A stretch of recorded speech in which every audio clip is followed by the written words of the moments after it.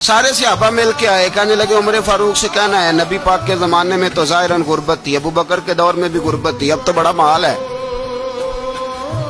عمر سے سفارش کرو کہ عمر نیا کرتا پہنا کرے۔ ملکوں کے سفیر آتے، عمر وہی پھٹی پرانی چادر اوڑھ کے اور وہی کئی جگہ پہ پیوند لگے سوٹ پہن کے سفیروں کے سامنے بیٹھ جاتا ہے۔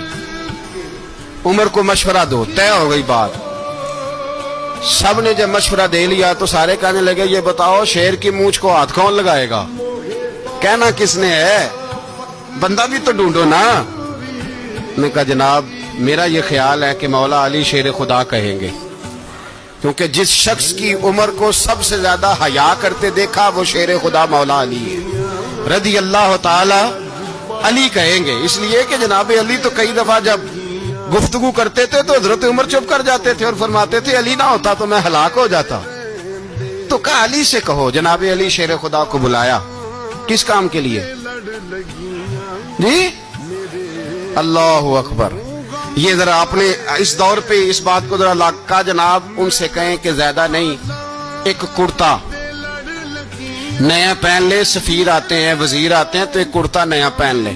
حضرت علی کو بلایا، فرمانے لگے کوئی اور بات ہوتی تو میں کہہ دیتا، یہ والی میں نہیں کہہ سکتا، کوئی اور ہوتی تو میں عمر کو کئی دفعہ کہہ دیتا ہوں، جلال میں بھی تو سن، یہ والی میں نہیں کہہ سکتا، میں تمہیں ایک مشورہ دیتا ہوں۔ کہ وہ کیا؟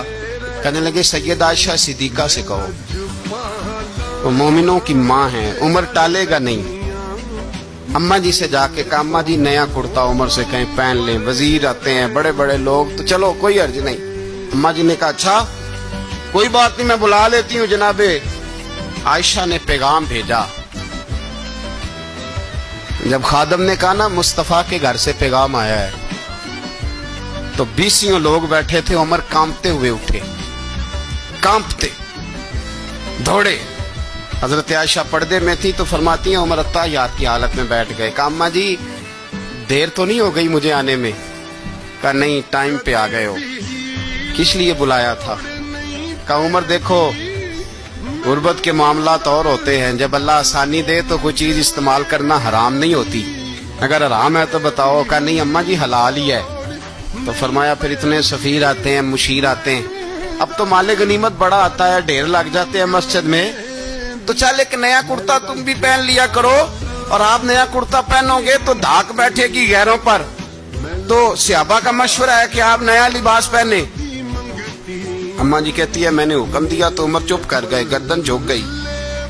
تھوڑی دیر کے بعد سیدنا عمر فاروق نے سر اٹھایا تو داڑھی پہ آنسو گر رہے تھے، رو پڑے، کہنے لگے پاک محبوب کی پاک بیوی جیسے حکم کرتی ہو میں حاضر ہوں، پر مجھے وہ والا لباس پہنانا جو میرے مصطفیٰ نے پسند فرمایا ہے۔ اگر یہ رنگ رسول پاک کا ہے تو میں حاضر ہوں، اور اگر نبی پاک کا نہیں تو پھر جیسے آپ حکم کریں۔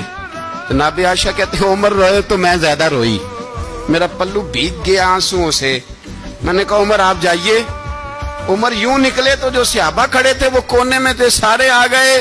کہا اماں جی کیا بنا؟ فرمایا بھائی تم سب جو باتیں کہتے ہو وہ اپنی جگہ ٹھیک ہیں، پر عمر جو بات کرتا ہے وہ سب سے زیادہ ٹھیک ہے۔